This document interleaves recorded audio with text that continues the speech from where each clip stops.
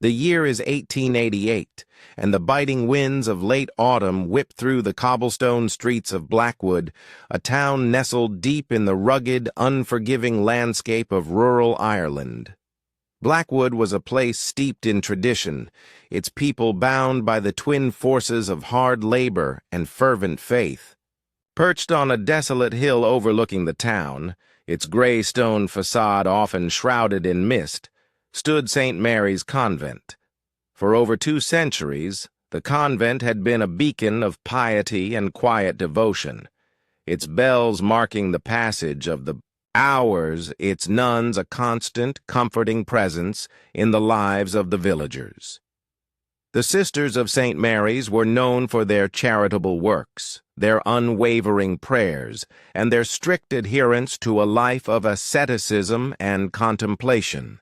They ran the local orphanage, tended to the sick, and offered solace to the troubled, their gentle faces and flowing habits a familiar sight in the narrow lanes of Blackwood. But as the leaves turned to rust and the days grew shorter, a subtle, unsettling change began to creep over St. Mary's. It started imperceptibly, a faint tremor in the established order. The convent bells, once ringing out with cheerful regularity, seemed to grow less frequent, their chimes sometimes muffled, sometimes altogether absent for hours at a time. The sisters, usually seen bustling about their duties in the town, became less visible. Their visits to the sick grew sporadic, their presence at the orphanage diminished. Whispers began to circulate among the villagers, hushed and fearful at first, then growing bolder, fueled by the unsettling silence emanating from the hill. The convent itself was an imposing structure, built centuries ago with thick walls and narrow arched windows that seemed to gaze out like watchful eyes. A high, moss-covered stone wall encircled the grounds, its heavy wooden gate rarely open to outsiders. Inside, the cloistered life of the nuns was one of rigorous routine. Dawn, prayers, hours of silent meditation, manual labor in the convent gardens, and communal meals taken in silence. The Mother Superior, Reverend Mother Agnes, was a woman of formidable will and unwavering faith, her stern demeanor softened only by the deep compassion in her eyes. She had ruled St. Mary's for 30 years, her presence a rock of stability for the community and her sisters. The first tangible sign that something was truly amiss came in early November. Young Liam O'Connell, a boy of 12 who regularly delivered fresh milk to the convent, arrived at the gate one morning to find it unusually ajar. He pushed it open, calling out a cheerful, "God bless, sisters," but received no reply. The courtyard, usually alive with the rustle of habits and the murmur of prayers, was eerily still. He left the milk pail by the kitchen door, a sense of unease prickling at his skin.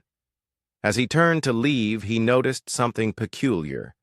A small, intricately carved wooden rosary, one he recognized as belonging to Sister Mary Catherine, lying discarded near the well, half buried in fallen leaves.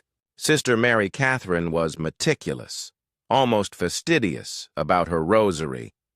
She never let it out of her sight. Liam picked it up, a chill running down his spine despite the crisp morning air. He knocked on the kitchen door, then the main entrance, but there was no answer. The silence was profound, unnatural. He left the rosary on the doorstep, a knot of apprehension tightening in his stomach, and hurried back down the hill. News of the missing rosary, coupled with the growing absence of the nuns, ignited the villagers' anxieties. Father Michael, the parish priest, a kind but somewhat timid man, felt the weight of his congregation's fear. He too had noticed the dwindling presence of the sisters and the unsettling quiet from the convent.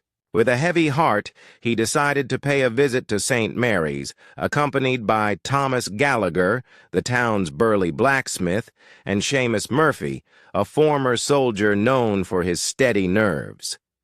The three men approached the convent gate on a gray, blustery afternoon.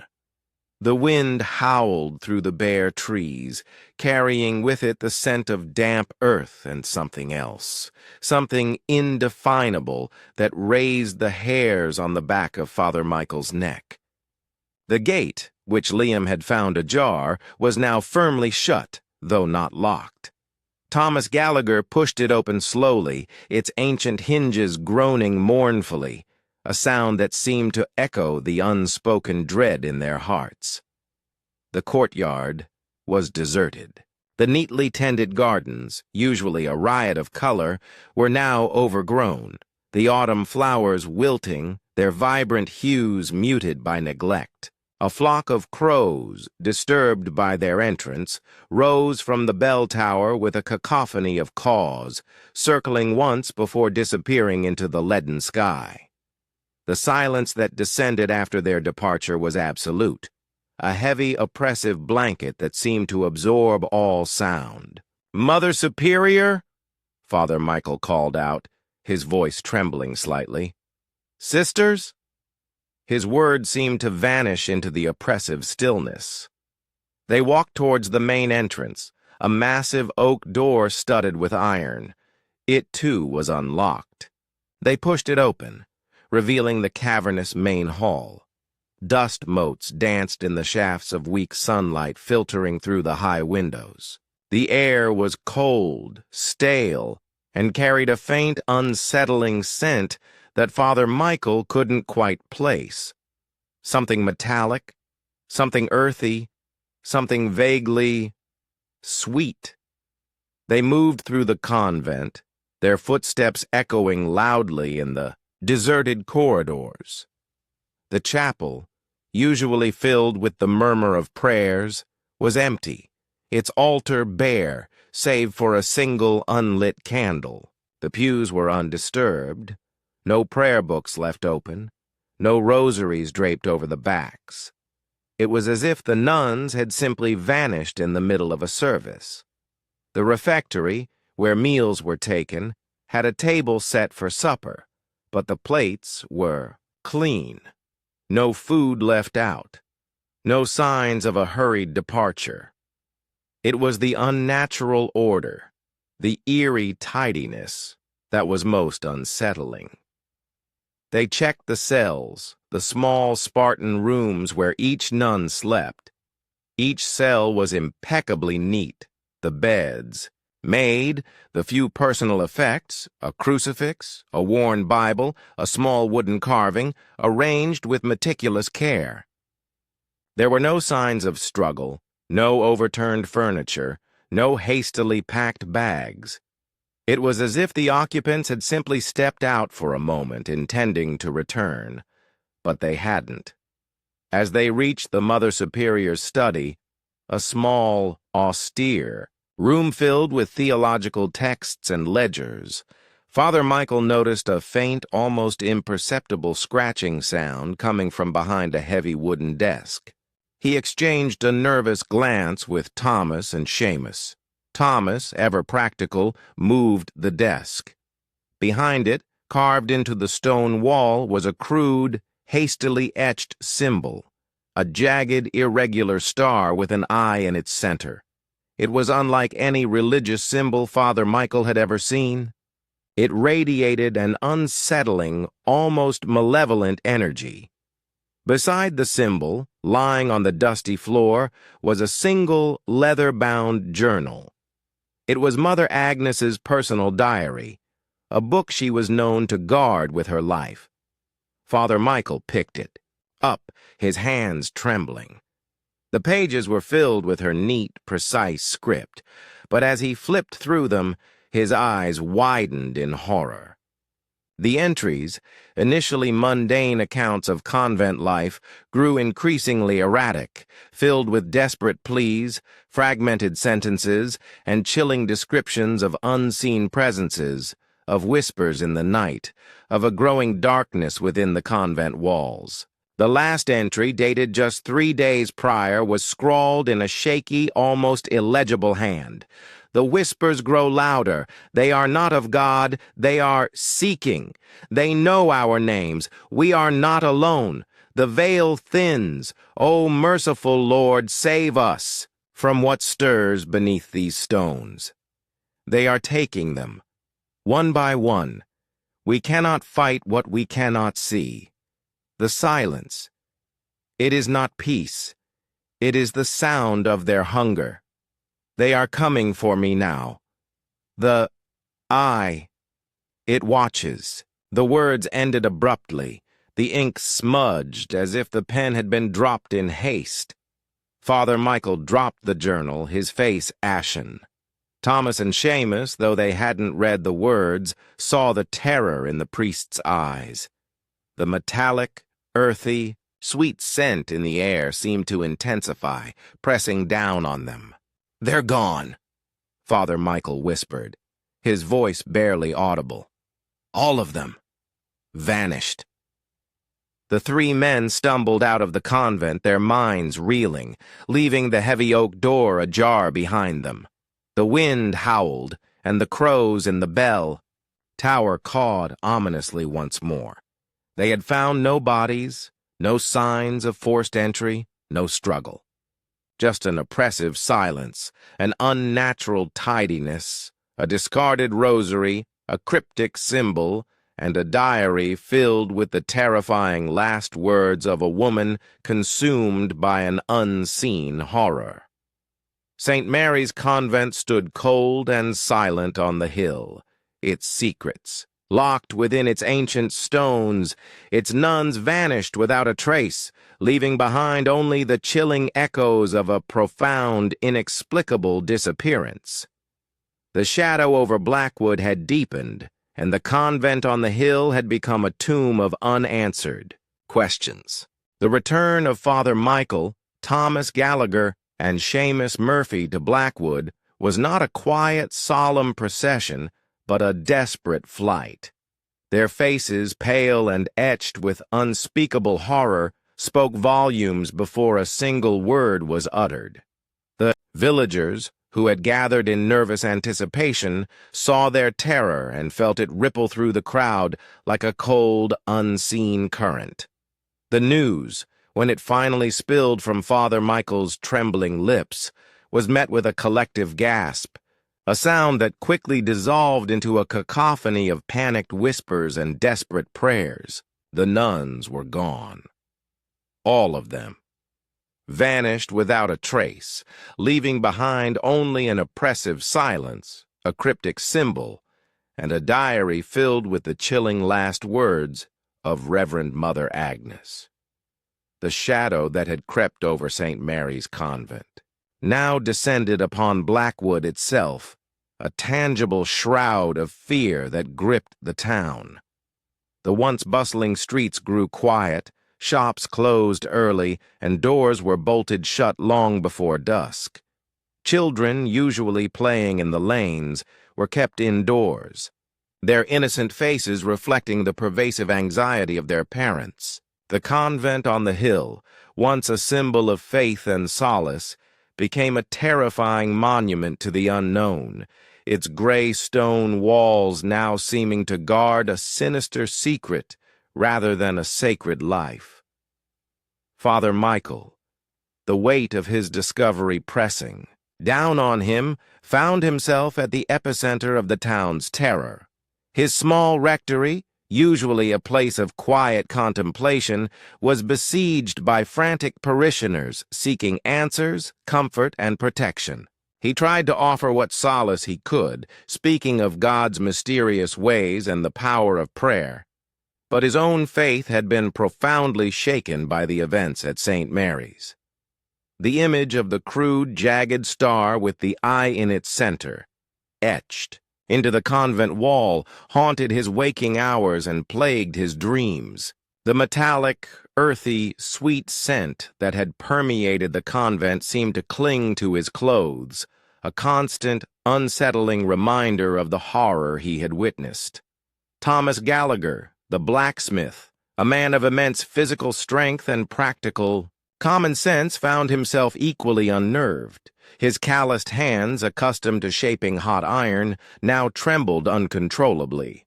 He tried to dismiss the events as some elaborate trick, a mass exodus of the nuns, but the eerie tidiness of the convent, the absence of any signs of struggle, and the chilling words of Mother Agnes's diary defied all logical explanation. He spent his days in his forge, hammering iron with a desperate fury, trying to drown out the unsettling thoughts. But the image of the symbol and the oppressive silence of the convent remained seared into his mind. Seamus Murphy, the former soldier, usually stoic and unflappable, had retreated into himself. He spoke little, his eyes distant, as if still gazing into the terrifying void of the convent's deserted corridors. He had seen death and horror on battlefields, but this was different. This was an enemy unseen, a force that left no trace, only an unnerving absence. He began to patrol the edges of the town at night, a loaded rifle clutched in his hands, his senses heightened, listening for whispers in the wind, for any sign of what had taken the nuns. The local constabulary, a small, overwhelmed force, initially, dismissed the disappearance as a mass flight, perhaps a sudden decision by the nuns to relocate. But Father Michael, armed with Mother Agnes's diary and the testimony of Liam O'Connell, insisted on a thorough investigation. 2 constables, reluctant and clearly unnerved, were dispatched to St. Mary's. They returned hours later, their faces ashen, their reports vague and filled with euphemisms about unusual circumstances and a disturbing atmosphere. They confirmed the absence of the nuns, the eerie tidiness, and the strange symbol, but offered no explanations. The official conclusion remained disappearance without trace, a phrase that offered no comfort to the terrified villagers. As the days bled into weeks, the fear in Blackwood began to fester, turning into suspicion and paranoia. Old wives' tales, once dismissed as harmless folklore, were now whispered with fervent conviction. Stories of ancient spirits, of malevolent entities that haunted the wild Irish landscape, of curses laid upon sacred ground, circulated like a virulent plague. Some villagers began to blame the convent itself, suggesting that its ancient stones held a dark secret, that the nuns, in their pious devotion, had inadvertently awakened something terrible. Others pointed fingers at outsiders, at travelers, passing through or even at each other, their fear turning inward, eroding the tight-knit bonds of the community. Father Michael, desperate for answers, began to pore over Mother Agnes's diary. He read and reread the chilling entries, searching for clues, for any hint of what had transpired. The earlier entries spoke of a new, unsettling chill within the convent, a feeling of being watched, of faint, almost imperceptible whispers carried on the wind. Mother Agnes, initially dismissing them as the product of an overactive imagination or the rigors of ascetic life, gradually became convinced that something was truly amiss. She wrote of the nuns experiencing vivid, disturbing dreams, of a shared sense of unease that permeated their communal prayers. She described how Sister Mary Catherine, the owner of the discarded rosary, had been the first to report seeing shadows that moved without light and hearing voices that spoke without sound. The entries grew more frantic. Mother Agnes detailed the gradual disappearance of her sisters. Sister Bridget, known for her cheerful disposition, was the first. She simply wasn't in her cell one morning, her bed neatly made, her few possessions undisturbed. Then Sister Anne, then Sister Clare. Each time there was no struggle, no sign of forced entry, just an unnerving absence. Mother Agnes wrote of the remaining nuns huddling together, praying ceaselessly, their voices trembling with fear. She spoke of the veil thinning, a phrase that suggested a breach between their world and another unseen dimension. The seeking whispers, the knowledge of their names, the hunger, these chilling phrases painted a picture of an entity that was not merely physical, but something that preyed on the very essence of their being. The symbol, the jagged star, with the eye, became a focal point of Father Michael's obsession. He consulted ancient texts, religious manuscripts, and even local folklore, searching for any reference, any meaning. He found nothing in the traditional religious texts. But in a dusty, forgotten tome on local superstitions, he found a fleeting reference to an old eye, a malevolent entity said to dwell beneath the ancient hills, a being that could perceive all, and that, on rare occasions, would claim those who drew its attention. The description was vague, steeped in myth, but the symbol etched into the convent wall was undeniably similar to the crude drawings in the old book. A cold dread settled in Father Michael's heart. Could this be more than just folklore? One night, as a fierce storm raged outside, rattling the windows of the rectory, Father Michael was consumed by his research. He felt the same oppressive silence that had pervaded the convent, a sense of being utterly alone, utterly vulnerable. He heard a faint scratching sound, echoing the one Mother Agnes had described coming from behind his own bookshelf. He froze, his heart pounding. He tried to rationalize it. Mice, the wind, his own overactive imagination. But the sound continued, a persistent rhythmic scraping that seemed to emanate from the very stone of the rectory wall. He slowly, fearfully, moved the heavy oak bookshelf. Behind it, faintly etched into the stone, was the same jagged star with the eye in its center. Father Michael cried out, stumbling backward, overturning his chair. The metallic, earthy, sweet scent, which he had thought was confined to the convent, suddenly filled his study, thick and cloying. He scrambled away from the wall, his eyes wide with terror. It was here. Whatever had taken the nuns, whatever had etched that symbol, was not confined to St. Mary's. It was in Blackwood. It was in his own home. He rushed to the window, peering out into the storm-lashed night. The town was dark, silent, its inhabitants huddled in their homes, unaware of the insidious horror that had now crept into their midst. He looked up at the hill, at the dark, imposing silhouette of St. Mary's Convent, its bell tower piercing the stormy sky like a skeletal finger. The shadow had not just deepened, it had spread, engulfing the entire town. Father Michael, the timid priest, now bore the terrifying burden of a secret that threatened to consume Blackwood. He knew, with a chilling certainty, that the disappearance of the nuns was not the end of the horror, but merely the beginning. And he was now inextricably bound to unraveling the truth before the old eye claimed Blackwood itself. The discovery of the etched symbol behind Father Michael's bookshelf was not merely a shock. It was a devastating blow that shattered the last vestiges of his rational understanding. The metallic, earthy, sweet scent, once confined to the convent, now permeated his rectory, a cloying, inescapable reminder of the unseen horror that had crept into his sanctuary. Blackwood, already gripped by fear, was now truly a town under siege, though its inhabitants remained largely unaware of the insidious nature of the enemy that stalked them.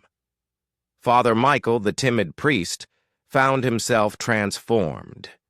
Fear still, gnawed at him, a cold, constant companion, but it was now tempered by a desperate resolve. He could no longer dismiss the old eye as mere folklore. It was real, it was present, and it was actively preying on his community. He spent the nights poring over Mother Agnes's diary and the dusty tome of local superstitions, his lamp burning low, his mind racing. The diary entries, once cryptic, now seemed chillingly clear.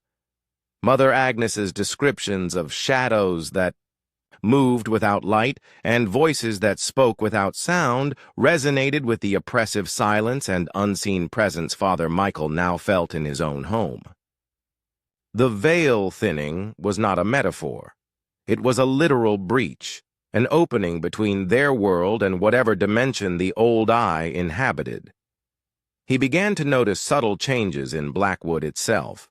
The silence that had initially settled over the town deepened, becoming less about fear and more about an unnatural stillness. The usual sounds of rural life, the distant lowing of cattle, the barking of dogs, the cheerful chatter of children, seemed to diminish, replaced by a profound quiet that pressed down on the ears. People spoke in hushed tones, even in their own homes, as if afraid to break the oppressive calm. A pervasive sense of unease, a collective anxiety, settled over the town like a perpetual fog. Sleep became a luxury, plagued by vivid, disturbing dreams that many villagers, upon waking, could not recall, but which left them with a profound sense of dread. Thomas Gallagher, the blacksmith, a man whose strength had always been his anchor, found his forge increasingly silent.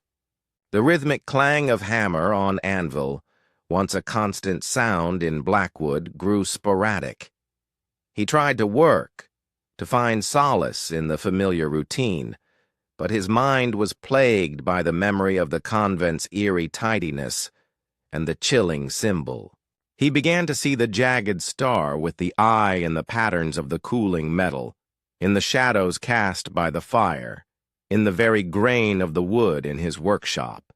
He found himself staring at his tools, wondering if the old eye could twist them, melt them, just as it had melted the axe in the convent. His hands, once steady, now trembled uncontrollably, making precise work impossible. He started to drink, not for oblivion like Elias Thorne, but for the temporary courage it offered against the unseen enemy.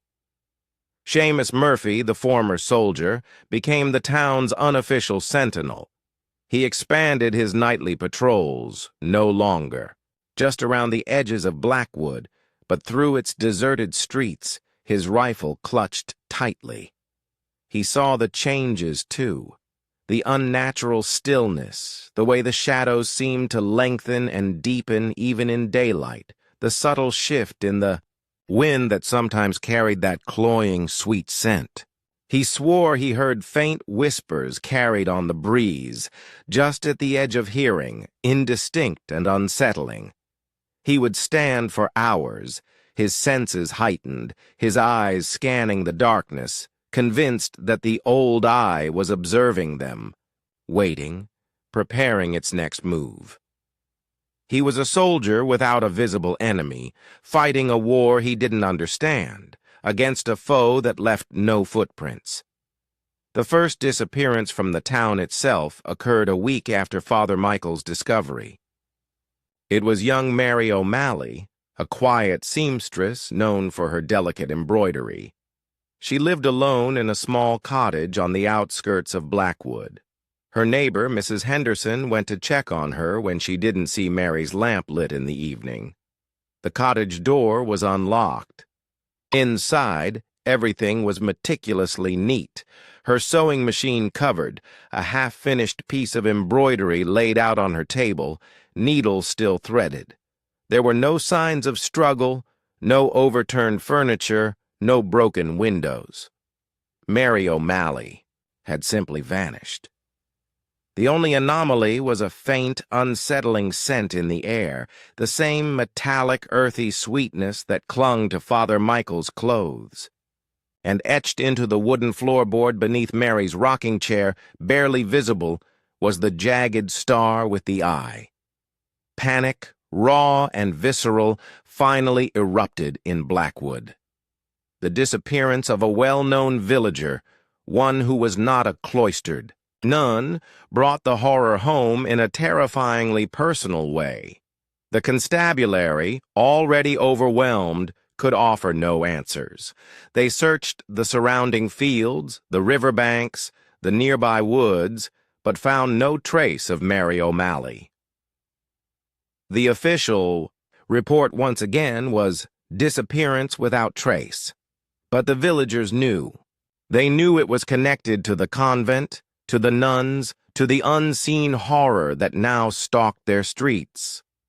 Father Michael, his heart heavy with grief and dread, visited Mary's cottage. The symbol on the floorboard confirmed his worst fears. The old eye was not just claiming those who drew its attention in the convent, it was now reaching out into the town, selecting its victims seemingly at random, or perhaps with a terrifying, unknown purpose. He realized that the seeking, whispers Mother Agnes had described, were not just within the convent walls. They were now in Blackwood, targeting its inhabitants. He tried to warn his parishioners to explain what he had learned from the diary and the old book, but his words, steeped in ancient lore and terrifying speculation, were met with a mixture of disbelief and outright terror. Some thought he had gone mad with grief and fear. Others, however, listened, their faces pale, their eyes wide with a dawning understanding. They began to barricade their homes, to draw crosses on their doors, to pray with a desperate fervor they had never known. But Father Michael knew that wooden doors and fervent prayers might not be enough against an enemy that operated beyond the physical realm. The disappearances continued. Old man Fitzwilliam, the town's reclusive shoemaker, vanished from his workshop, leaving his tools neatly arranged and a pair of half-finished boots on his bench. Young Sarah Jenkins, a spirited girl of 16, disappeared from her bed one night, her window still latched from the inside, her parents waking to an empty room and the faint, cloying scent. Each time, the same unnerving tidiness, the same absence of struggle, and the same chilling symbol etched somewhere in the victim's home. The old eye was marking its territory, claiming its victims with an unseen, silent precision. Blackwood became a town of ghosts, its streets deserted, its homes shuttered, its people living in a perpetual state of terror. The communal bonds, once so strong, frayed under the strain of paranoia. Neighbors suspected neighbors, fearing that anyone could be the next victim, or worse, that someone among them was somehow complicit, a vessel for the unseen entity. Father Michael, witnessing the disintegration of his flock, knew he had to act. He could no longer simply research and warn. He had to confront this entity, to understand its nature, and if possible, to stop it. He felt a strange, almost magnetic pull towards the convent, a sense that the answers and perhaps the key to Blackwood's salvation lay within its silent, haunted walls. He believed that the old eye was not just taking its victims, but absorbing them, incorporating them into its own terrifying existence, and that the nuns, and now the villagers, were merely components in some grand malevolent design. He decided he would return to St. Mary's, not with others, but alone. He needed to understand the symbol, to delve deeper into the nature of the veil thinning, to find a way to sever the connection between the old eye and Blackwood. He knew it was a journey into the heart of darkness, a confrontation with an entity that defied human comprehension. But he was a priest, a shepherd to his terrified flock, and he would not abandon them. As he prepared for his solitary pilgrimage, the metallic, earthy, sweet scent in his rectory seemed to intensify, a silent, knowing presence that watched his every move. The old eye was waiting. The decision to return to St. Mary's Convent alone was not born of courage, but of a desperate, agonizing necessity. Father Michael, his face gaunt from sleepless nights and the pervasive, cloying scent of the old eye, knew that Blackwood was dying, not with a bang, but with a silent, insidious whimper. The disappearances had escalated, claiming more villagers each week, leaving behind only the unnerving tidiness and the etched symbol. The town had become a living tomb, its inhabitants cowering behind locked doors, their once vibrant community, replaced by a suffocating shroud of paranoia and despair.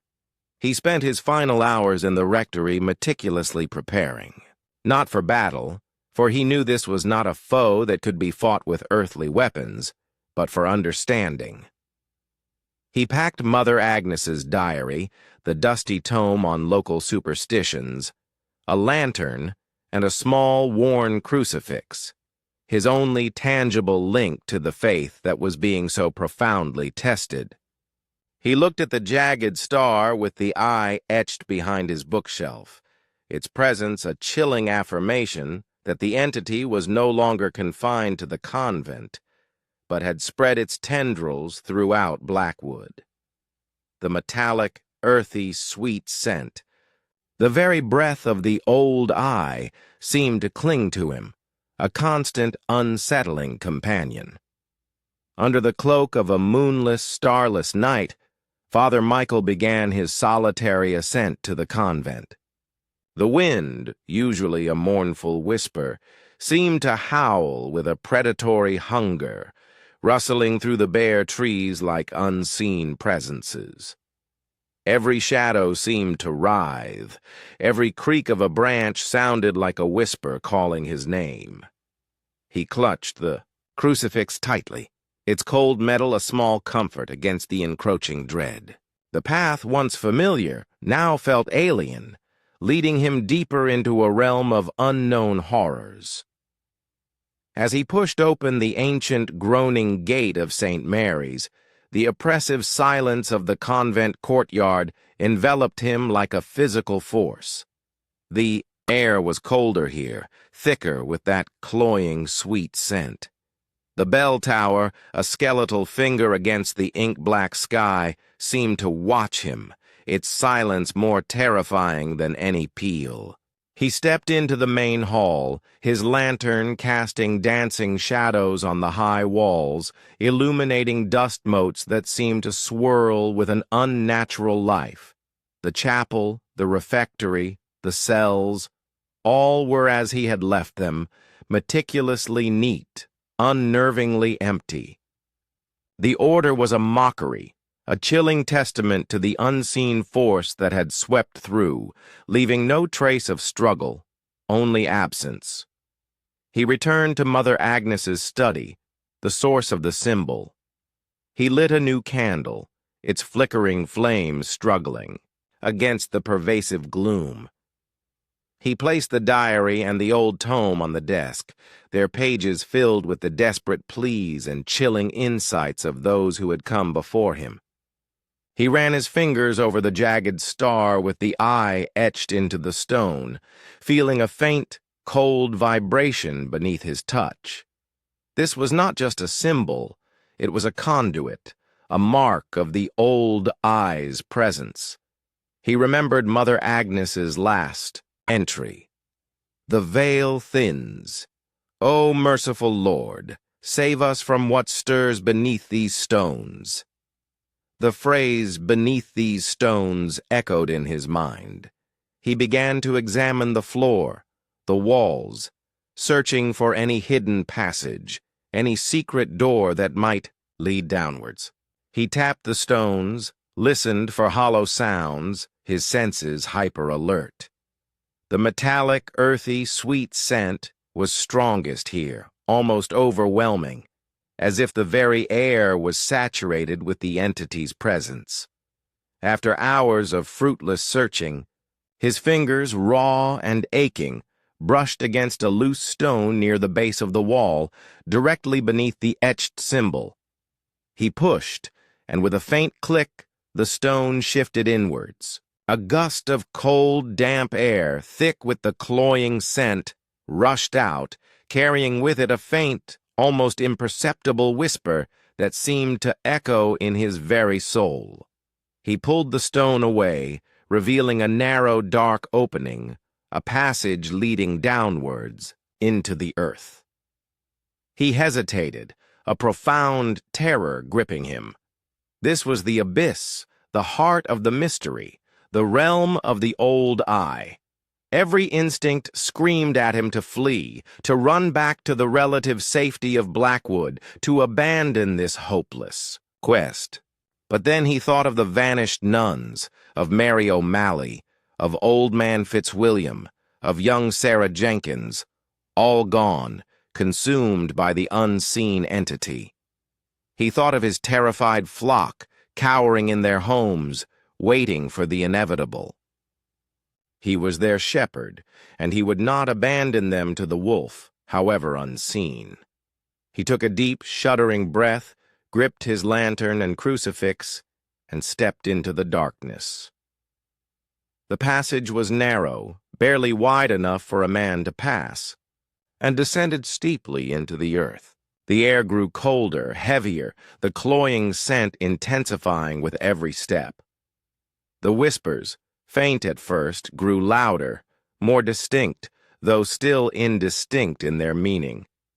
They seemed to come from all directions, a chorus of disembodied voices, a cacophony of murmurs that seemed to brush against his mind. Probing, seeking, he pressed on, his lantern casting a small, trembling circle of light that seemed only to deepen the surrounding gloom. The walls of the passage were rough-hewn stone, damp and slick with moisture. He could hear the drip of water, the scuttle, of unseen creatures. After what felt like an eternity, the passage opened into a vast, cavernous chamber. His lantern beam struggled to pierce the oppressive darkness, revealing only glimpses of its immense scale. The air here was thick, heavy, saturated with the metallic, earthy, sweet scent, so potent it made his head swim. The whispers were no longer indistinct.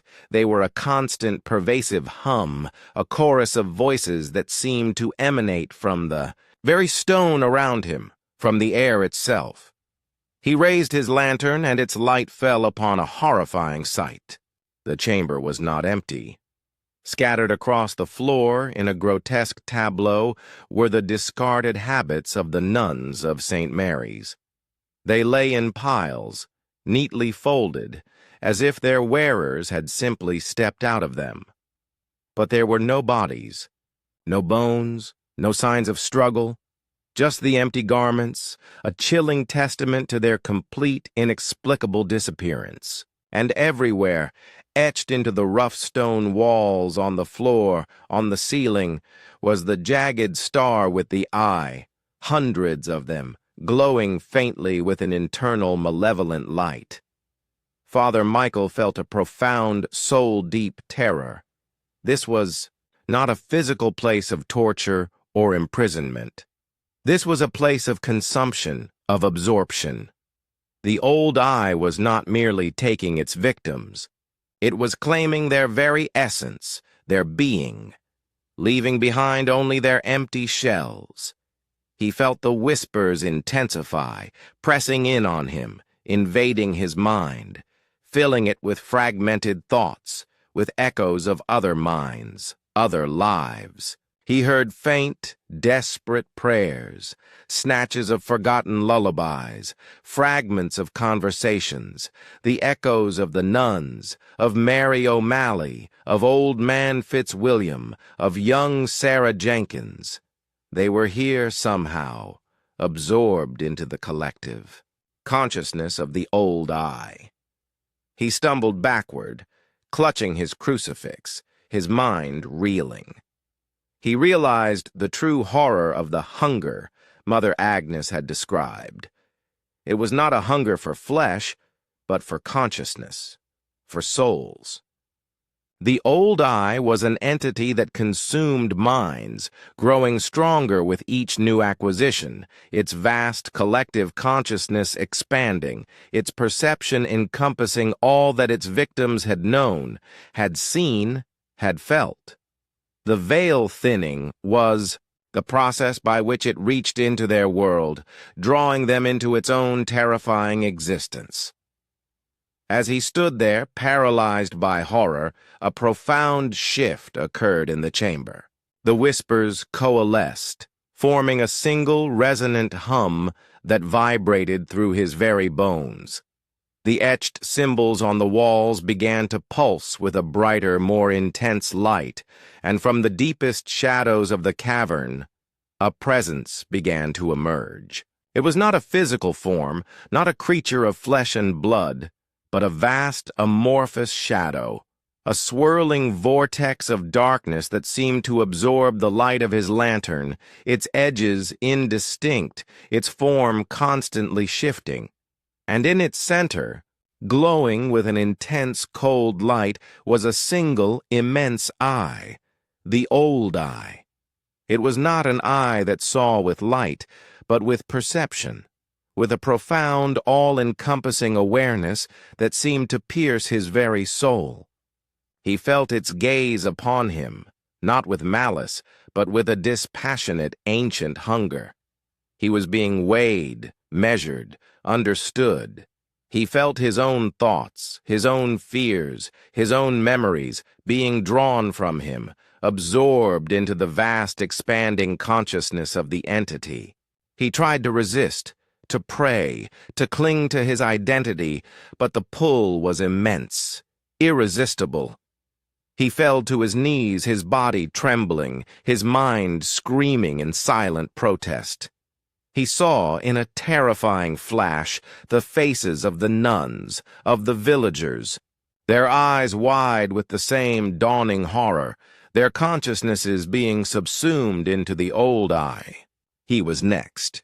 He felt his own essence beginning to fray, to unravel, to be drawn into the vast, hungry void. But then, a faint, almost imperceptible resistance stirred within him. A flicker of defiance, a desperate plea for his flock, for Blackwood. He clutched the crucifix tighter, its cold metal a grounding point in the swirling chaos of his mind. He would not go silently. He would not be consumed without a fight. The old I was vast, ancient, and powerful, but he was a man of faith, a shepherd, and he would face the ultimate horror with the last vestiges of his will. The descent had ended, and the true battle for Father Michael's soul and for the fate of Blackwood had begun. The dawn after Father Michael's harrowing return from the depths beneath St. Mary's convent brought an unnatural, profound silence to Blackwood. The metallic, earthy, sweet scent of the old I was gone, replaced by the crisp, clean smell of damp earth. Father Michael emerged from his rectory, his face gaunt, his eyes holding a new, unsettling depth from the horrors he had witnessed. He walked through the deserted streets, finding the homes of the vanished villagers meticulously neat but empty, the etched symbols now cold and inert. He knew, with a certainty that settled deep in his bones, that the immediate threat had passed. The old I had retreated. He had bought them time. Slowly, tentatively, the news of the cessation of disappearances filtered through Blackwood. A day passed without a new vanishing, then 2, then 3. Doors began to creak open, and hesitant faces peered out. Thomas Gallagher and Seamus Murphy were among the first to venture out, finding Father Michael in the town square. It has stopped?" Thomas asked, his voice rough.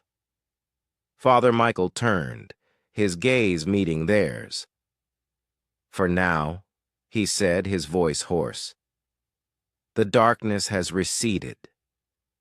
God has heard our prayers." He offered them a tired, ghost-like smile, conveying both immense relief and profound sorrow. Blackwood slowly stirred back to life, but it was a changed town. The fear had receded, but it left an indelible mark. Communal bonds, once strong, were frayed by suspicion, and trust became a commodity earned slowly. People still spoke in hushed tones, their eyes darting nervously towards the convent on the Bay Hill, a constant silent reminder of the horrors they had endured. The nuns who disappeared from St. Mary's became a local legend, a terrifying tale whispered by the firelight, its core truth, the inexplicable vanishings, a chilling, undeniable fact.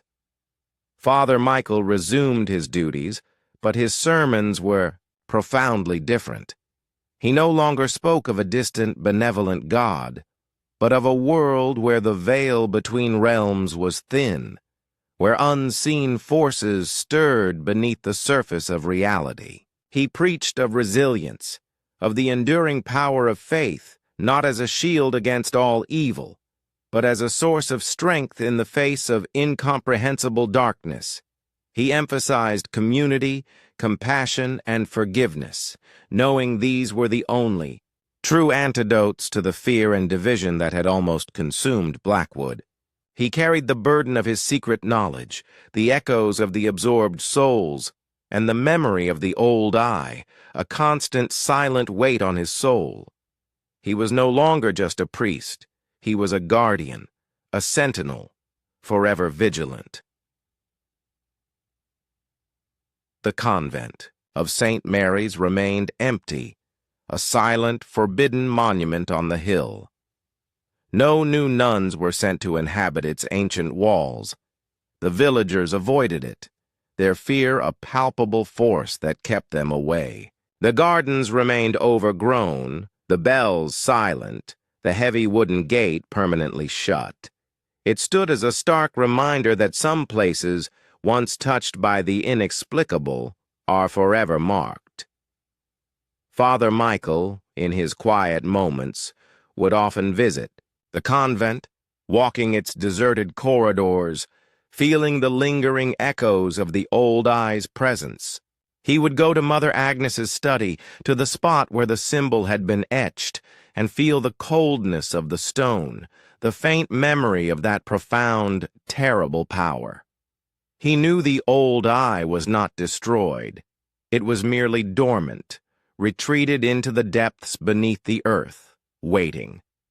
He understood that its hunger was not for flesh, but for consciousness, and that its return was not a matter of if, but when. He began to subtly prepare Blackwood for that inevitable day. He encouraged the building of stronger community bonds, fostering a spirit of mutual support and vigilance. He taught his parishioners the importance of observation, of listening to the subtle shifts in their environment, of trusting their instincts when something felt profoundly wrong. He instilled in them a quiet inner strength, a resilience born not of ignorance, but of a dawning unspoken understanding that their world was larger and more terrifying than they had ever imagined. Thomas Gallagher, though still haunted by the memory of the melted axe, found solace in his forge, his hammer once again ringing with purpose. He became a quiet protector, his eyes scanning the horizons, his ears attuned to any unusual sound. Seamus Murphy continued his nightly patrols, his rifle now a symbol of vigilant defense rather than desperate fear. They both knew, without being told, that Father Michael carried a profound secret, and they respected his silence, trusting in his wisdom. Years turned into decades. The generation that had witnessed the disappearances grew old, their memories fading into the mists of time, becoming cautionary tales for their grandchildren. The legend of the vanished nuns became a part of Blackwood's folklore, a chilling story told by the fire on long winter nights, a legend that kept children close to home and instilled a healthy respect for the unseen. Father Michael, his hair now white, his body frail, continued to serve his flock, his eyes still holding that profound, terrible knowledge. He preached his last sermon on a quiet Sunday morning, his voice weak but clear, speaking of the enduring light of faith against the shadows of the unknown. He passed away peacefully in his sleep that night, his secret buried with him, a silent sentinel to the very end. Blackwood, though it never fully recovered its former vibrancy, found a new kind of peace, a quiet resilience born from shared trauma, and an unspoken understanding. The convent on the hill remained a silent, watchful presence, its secrets locked within its ancient stones. The old eye lay dormant beneath the earth, its hunger temporarily sated, its vast collective consciousness waiting for the opportune moment to stir once more. But for now, Blackwood lived, forever changed, forever vigilant, a testament to the quiet courage of a priest who had faced the unspeakable and bought his flock precious time, leaving behind a legacy of lingering silence and a profound, terrifying truth.